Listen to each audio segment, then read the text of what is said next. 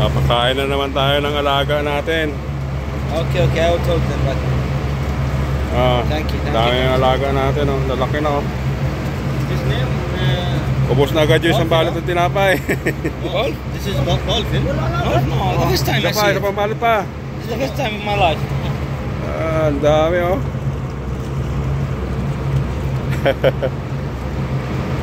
Isang balot pa, isang balot pa. Little. Nandiyan na naman. Hello! Oh, lakas kumain ito. Yan, ang lalaki. Oh, there is... Oh. Ang lalaki, oh. Ubos na naman ang isang balot na tinapay. Sliced bread. Hindi na lang natin isa-isa. Oh, konti-konti lang.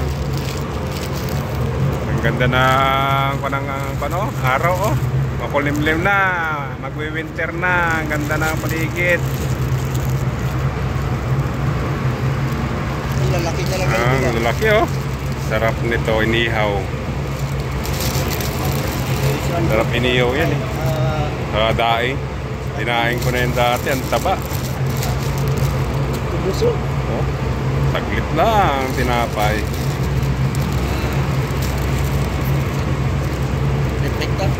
Yeah, yes, I eat it. Oh, Where? Eat it. yeah. Sarap. Where like this? Okay, tumaba kayo.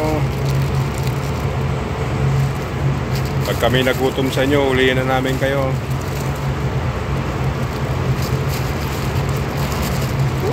Ito na lang naman.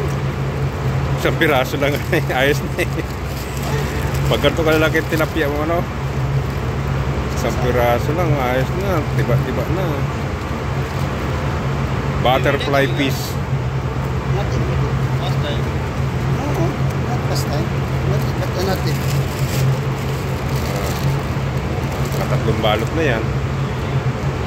Tatlong balot ng tinapay. Sakit pa naman yan pag nahatak. Tanga na ang bigat. Oo. Bigat pa naman yan. Laki na lang. Humatak yung lupo na yan. 5 kilo siguro isang piraso niya. Mahigit 5 kilo yan eh. Oo. May 5 kilo pa. Di. 5.5. Kanina ko pa rin pinakain. Ayun, ganda yung puti na yun. Nakailang balot na yan mga lupo na yan. Ganda yung puti na yan. Dalawa na lang natin na doon. Dami lagaw. Expired naman yan. Kaya pinapakain mo na. Expired naman yung tinapay na yan. Expired na naman. Hindi naman yan bagong tinapay. Expired naman yung tinapay yan. Dami. Lalangaw lang dyan. Congratulations pala sa mga nanalong konsyal saka kapitan dyan. Congratulations sa inyong lahat. Ayusin nyo panunungkulan sa barangay. Papaihaw ako ng isda. Dami niya, no? Talagang inisip-sip nila yung tinapay. Wala na. 3 balot.